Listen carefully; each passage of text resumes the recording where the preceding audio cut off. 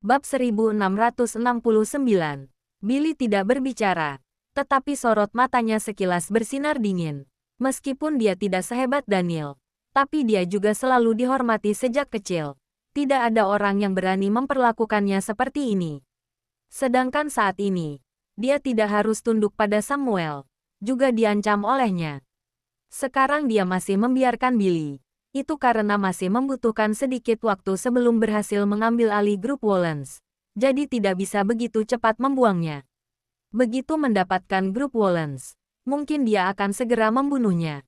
Tentu saja, jika sekarang tidak mendengarkan Samuel, setelah Tracy berhasil membuktikan keadaan, dia juga akan mati. Kamu tenang saja, Samuel seperti bisa membaca pikirannya. Grup Wollens adalah sepotong daging yang banyak lemak. Bukan bisa melebarkan hanya dengan 2 atau 3 suap. Meskipun melintang, kamu juga masih ada nilai untuk dimanfaatkan. Asalkan kamu patuh, maka kamu akan menjadi menantuku yang baik. Benar juga, Billy tertawa dan mengejeknya. Kecemerlangan grup Wollens di dunia bisnis mungkin tidak hanya berbohong. Asalkan wajahku ini masih ada, maka bisa mendapatkan keuntungan yang tak terhitung jumlahnya. Baguslah kalau kamu tahu. Samuel terus terang. Kamu seharusnya bersyukur. Kamu masih memiliki nilai untuk dimanfaatkan. Aku tidak akan membiarkanmu mati begitu cepat. Apakah aku harus berterima kasih padamu? Billy menyorotinya dengan dingin. Tidak perlu berterima kasih. Samuel menepuk-nepuk bahunya. Orang yang bisa mengikuti arus adalah orang yang luar biasa. Bekerja samalah dengan baik. Billy merasa dirinya telah dipermalukan, tapi juga hanya bisa memendam emosinya. Pada saat ini, pintu ruangan diketuk dan terbuka.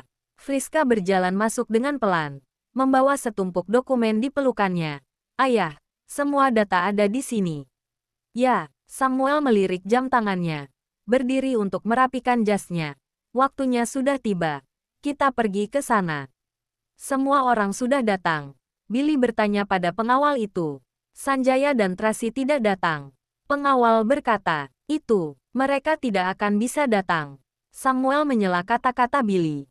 Berkata dengan tersenyum dingin, ikutlah rapat dengan tenang. Setelah mengatakan itu, dia berjalan keluar terlebih dahulu. Billy tercengang di tempat. Jantungnya tiba-tiba panik. Samuel bahkan bisa menyerang Tracy dan Sanjaya. Kalau begitu dia. Ekspresi wajah Friska yang di samping juga muram. Menunduk dan membayangkannya dengan dalam. Presdir Daniel, ayo, pengawal dari keluarga Amberson mendesak Billy. Sikapnya sangat arogan. Billy menatapnya dengan dingin, menabrak Friska dan pergi dengan langkah besar. Friska ditabrak olehnya sampai terjatuh duduk di sofa. Melihat punggungnya, hatinya penuh amarah. Menindas orang yang lemah, tapi takut pada orang yang kuat. Pengawal wanita di samping memarahinya dengan emosi. Dia melampiaskan amarahnya padamu. Nona kedua jangan pedulikan dia. Tunggu Tuan mendapatkan yang dia inginkan. Kami akan menangani orang ini. Kita tidak perlu menunggu terlalu lama. Friska tidak berbicara. Hanya muncul cahaya dingin di matanya. Semua orang datang ke ruang rapat. Semua orang saling memandang. Menemukan bahwa tidak ada Sanjaya. Mereka pun panik. Ada orang yang menanyakan kondisi Direktur Tony. Direktur Tony putus asa, tapi tetap menaruh secercah harapan. Paman Sanjaya tidak bisa dihubungi. Mungkin masih di jalan. Kita lihat saja nanti. Bagaimana dengan Nona Tracy? Saat ini Cody berharap Tracy bisa datang. Setelah dibandingkan dengan Samuel, dia baru tahu betapa berharganya Tracy. Juga tidak bisa dihubungi. Direktur Tony tidak bisa menahan diri untuk menghela nafas. Orang yang hadir di sana semuanya adalah orang pintar. Mereka semua tahu apa yang terjadi. Pada saat ini, bagaimana mungkin Samuel membiarkan mereka berdua hadir di sini? Memikirkan bahwa mereka berdua mungkin sudah mengalami bahaya. Para direktur semakin panik dan tidak tenang. Jika mereka tidak mengikuti keinginan Samuel, apakah mereka juga tidak akan bisa keluar dari ruang rapat ini? Waktunya sudah hampir tiba. Bersiap-siaplah untuk rapat. Kini Sekretaris Jenny sudah menggantikan Winnie menjadi sekretaris senior di ruang presdir. Dia mengumumkan. Kemudian semua orang duduk dengan baik, menunggu Daniel berbicara. Bab 1670. Hari ini memanggil semuanya datang, karena ingin mengumumkan beberapa hal kepada semuanya. Billy duduk di tempat duduk presidir, menggunakan identitas Daniel untuk mengumumkan.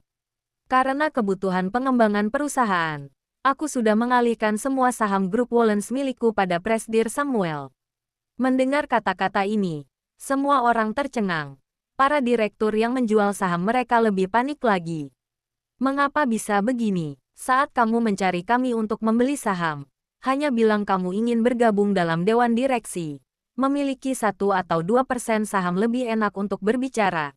Mengapa bisa? Aku sudah memberitahu kalian sejak awal. Jangan menjual saham padanya. Direktur Tony sangat sakit hati. Sekarang dia sudah membeli 8% saham kalian. Ditambah lagi sahamnya yang 20%. Sudah menjadi pemegang saham terbesar di grup Wollens. Kami tidak tahu. Sekarang para direktur itu baru mengerti niat buruk Samuel. Mereka semua sangat sakit hati, sangat menyesal. Juga ada orang yang memelototi Samuel dengan kesal, hendak maju ke depan untuk berdebat dengannya. Samuel tidak terpengaruh, terus menatap semua orang sambil tersenyum. Tenang, Billy menggedor meja, berkata dengan dingin. Ini salinan perjanjian pengalihan saham. Kalian bisa membacanya. Setelah mengatakan itu, Sekretaris Jenny membagikan salinan dokumen kepada semua orang. Untuk apa membagikan ini? Direktur Tony bertanya dengan dingin. Apakah kalian telah menyelesaikan prosedur pengalihan saham? Kata-kata ini sudah menanyakan intinya. Semua orang sedang menunggu jawabannya.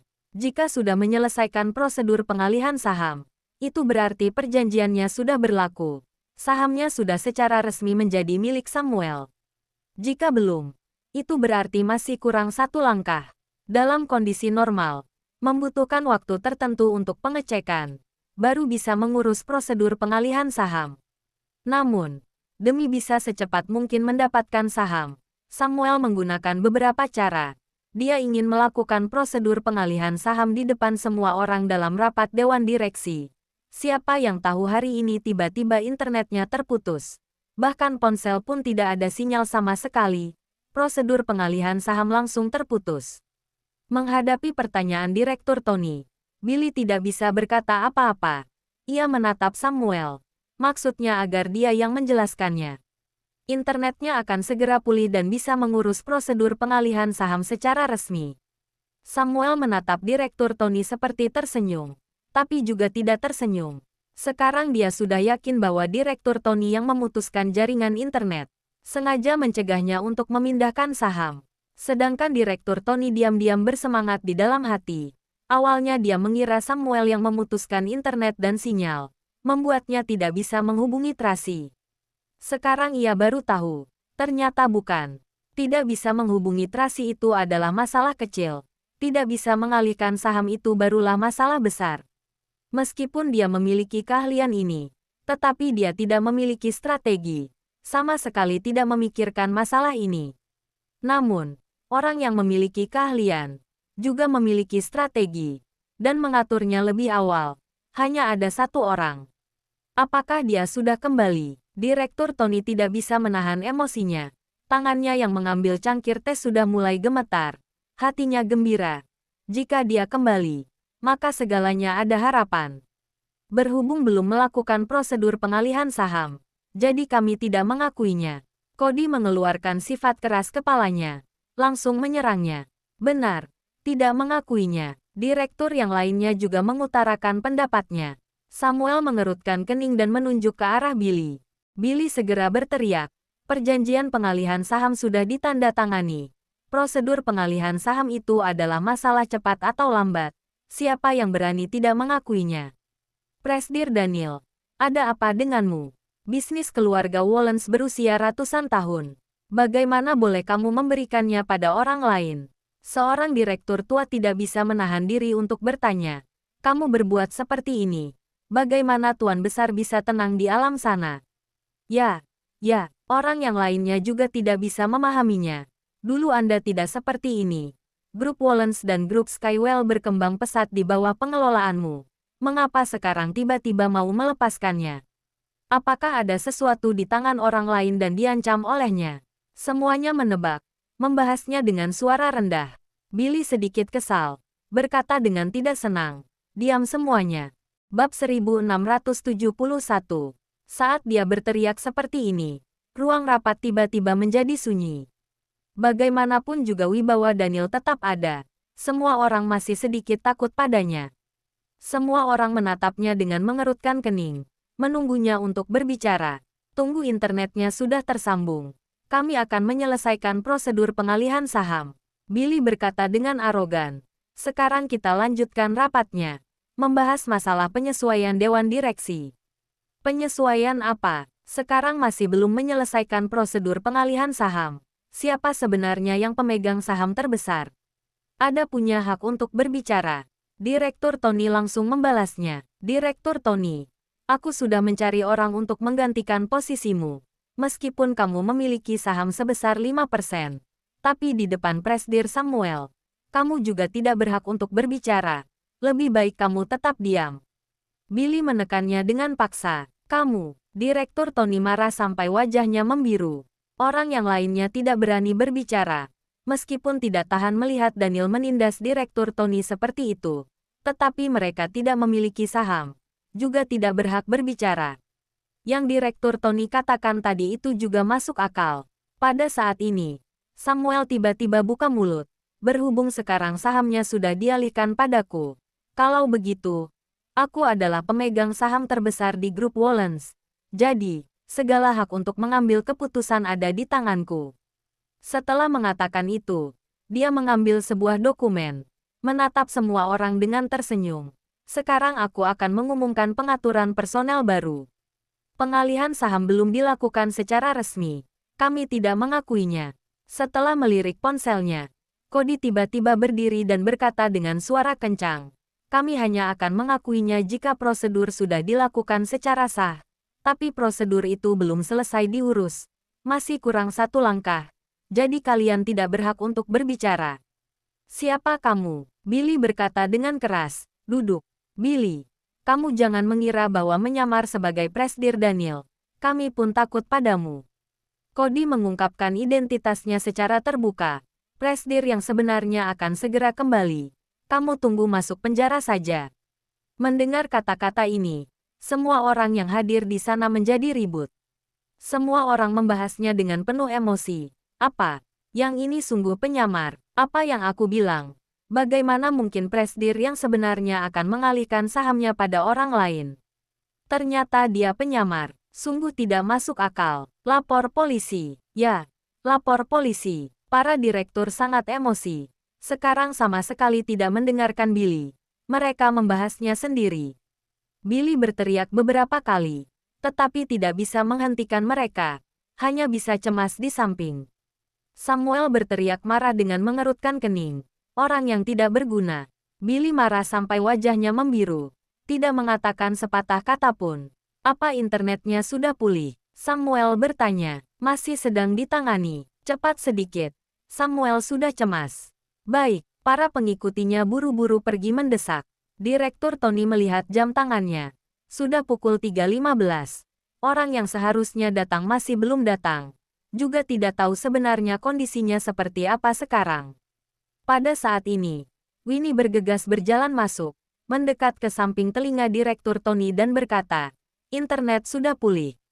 Apa? Direktur Tony terkejut. Ketika ingin berbicara, Samuel mengumumkan dengan suara kencang. Semuanya. Sekarang internetnya sudah pulih. Kita urus prosedur pengalihan saham secara resmi. Setelah mengatakan itu, dia memberi isyarat untuk meminta tim pengacaranya masuk. Para direktur melihat internetnya sudah pulih, bersiap-siap melakukan prosedur pengalihan saham secara resmi. Mereka sedikit cemas. Jika sungguh melakukan pengalihan saham, itu berarti nasi telah menjadi bubur. Sangat cepat. Friska dan tim pengacara keluarga Amberson masuk, membawa berbagai macam dokumen. Samuel mengangkat alisnya dengan gembira. Meskipun Billy tidak rela, tetapi hanya bisa secara resmi menandatangani dokumen dengannya. Hati semua orang cemas, menyaksikan mereka saling menandatangani perjanjian. Samuel menandatangani namanya di komputer tablet melalui sistem hukum, kemudian memberikan komputer tablet tersebut kepada Billy. Billy mengambil pena tablet, Menulis nama Daniel. Namun anehnya, sistem tidak bisa mengidentifikasi tanda tangannya dan menampilkan pesan salah tanda tangan. Billy mengerutkan keningnya dengan bingung, menghapusnya dan tanda tangan ulang sekali lagi. Tetap tidak bisa. Dia masih ingin mencobanya. Pada saat ini, terdengar suara arogan dari luar. Tidak perlu mencobanya lagi. Aku sudah mengubah tanda tanganku. Bab 1672. Mendengar suara ini, semua orang terkejut, melihat ke belakang dengan kompak.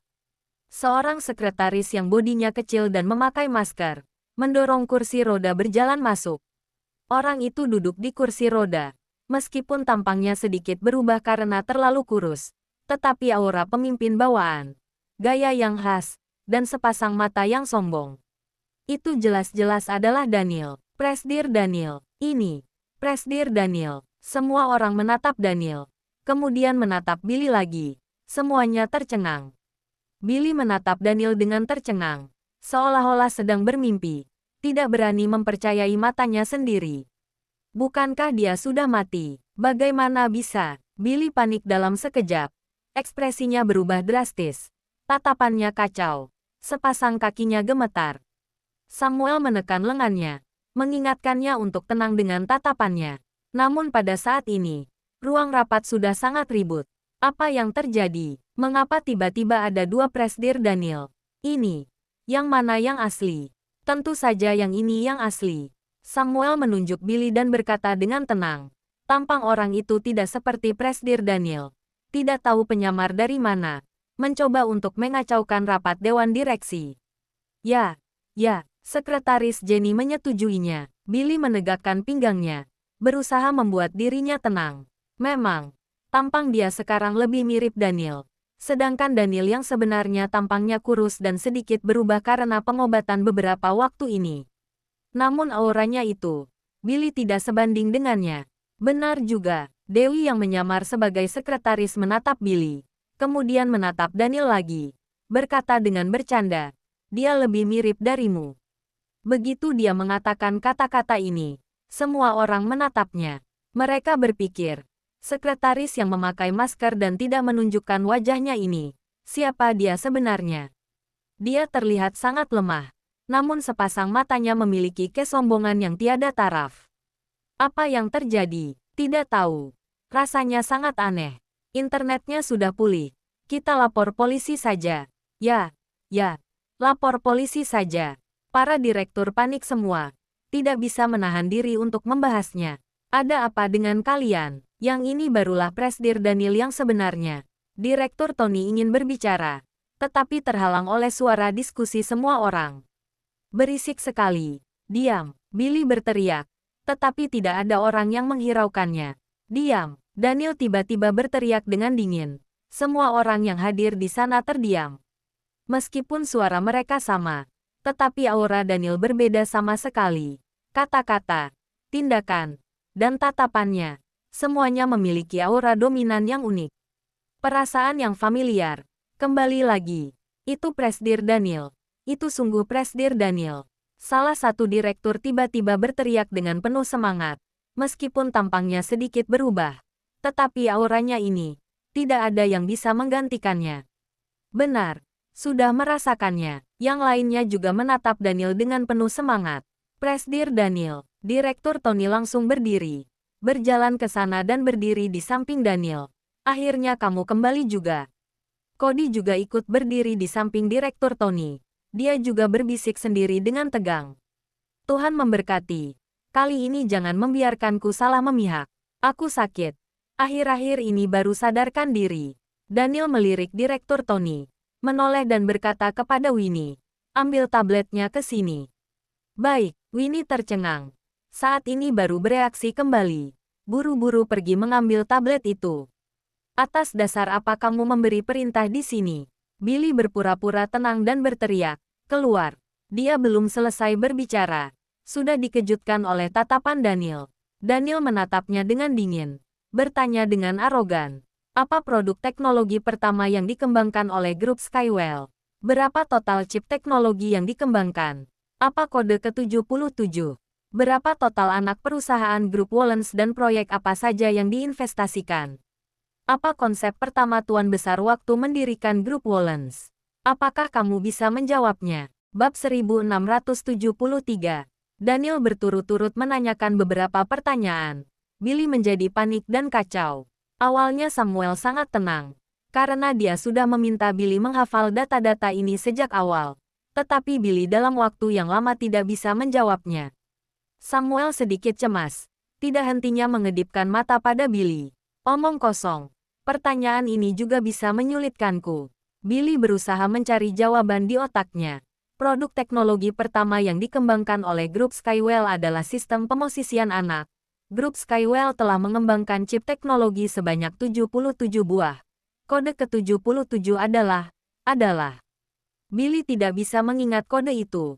Grup Skywell pernah mengembangkan chip teknologi sebanyak 67 buah. Kodenya adalah XSEG 867636868R2. Direktur Tony berkata dengan dingin. Sama sekali tidak ada yang ke-77. Billy tercengang dalam sekejap. Mengubah kata-katanya dengan panik. Aku telah salah ingat. Direktur Tony, usiamu sudah tua. Ingatanmu tidak terlalu baik. Daniel tersenyum. Grup Skywell memang telah mengembangkan 77 chip. 10 yang terakhir itu dikembangkan oleh Carlos. Belum masuk ke dalam sistem. Tapi itu juga dihitung. Benar, Direktur Tony tiba-tiba menyadarinya. Menepuk dahinya dan berkata, lihatlah ingatanku ini. Benar-benar melupakan 10 chip yang dikembangkan oleh Carlos. Tadi kamu bilang bahwa kamu salah ingat. Daniel menatap Billy dengan menggerakkan alisnya. Billy tidak berani menatap matanya sama sekali. Dia sangat panik. Lanjutkan menjawab. Daniel bertanya. Beberapa pertanyaan terakhir. Itu termasuk pengetahuan. Sebagai presdir grup Wollens, satu-satunya orang yang berkuasa di keluarga Wollens, tidak mungkin tidak mengetahuinya. Tentu saja aku tahu. Billy buru-buru mau membuktikannya. Grup Wollens memiliki total 39 anak perusahaan. Berinvestasi di bidang teknologi, finansial, real estate, perhiasan, pakaian, dan proyek lainnya. Konsep pertama Tuan Besar waktu mendirikan grup Wollens adalah memenangkan dunia. Anggap saja kamu menjawab dengan benar. Daniel tersenyum. Namun grup Wollens memiliki total 41 anak perusahaan. 2 bulan yang lalu, aku membuka 2 perusahaan lagi di Dubai, bergerak di bidang energi baru. Billy tercengang dalam sekejap. Yang dia hafal adalah data-data sebelumnya. Sama sekali tidak tahu tentang 2 anak perusahaan baru ini. Benar, akulah yang bertanggung jawab atas 2 perusahaan ini. Seorang direktur tua menatap Daniel dengan penuh semangat dan berkata, yang ini barulah Presdir Daniel. Presdir Daniel telah kembali. Presdir Daniel, dalam sekejap, semua direktur mulai percaya bahwa yang ini barulah Daniel yang sebenarnya. Semuanya berdiri di belakangnya. Jarang sekali Dewi memberi tatapan pujian pada Daniel. Kini ia tahu, orang jelek yang diselamatkannya ini sebenarnya cukup hebat juga. Friska berdiri di samping jendela, menatap Daniel dari kejauhan, berlinang air mata. Ini barulah pria yang dia kagumi. Pria yang dia kagumi sepanjang hidupnya. Saat kamu kecil, aku pernah mengajarimu. Menjadi orang harus rajin dan terus belajar. Jika tidak ada pengetahuan, suatu hari nanti akan terkena tamparan. Meskipun Daniel duduk di kursi roda, tetapi auranya itu sangat besar. Dalam beberapa menit yang singkat, dengan beberapa pertanyaan yang sederhana, dia sudah bisa mengalahkan Billy. Membuat Billy tidak bisa melawan sama sekali. Samuel marah sampai memejamkan matanya, mengepalkan tinjunya dengan keras. Dia sudah tahu sejak awal. Kemampuan Billy tidak bisa dibandingkan dengan Daniel, tetapi tidak menyangka bahwa perbedaannya begitu besar. Ini benar-benar perbedaan antara langit dan bumi. Pantas saja yang satu adalah raja di dunia bisnis, yang satu lagi adalah orang yang tidak berpengetahuan. Presdir Samuel. Daniel menoleh ke arah Samuel. Tatapannya sedingin es. Sudah merepotkanmu yang ingin mendapatkan grup Wollens. Kamu mungkin tidak bisa menelannya. Perjanjian pengalihan saham sudah ditandatangani. Samuel tetap berkata dengan keras kepala. Semua prosedur telah melewati pemeriksaan departemen terkait. Meskipun sekarang tidak berhasil melakukan pengalihan saham, tetapi sahamnya tetap milikku. tidak ada yang bisa mengubahnya. Jangan lupa like, comment, and subscribe ya. Terima kasih. Tunggu terus kelanjutannya.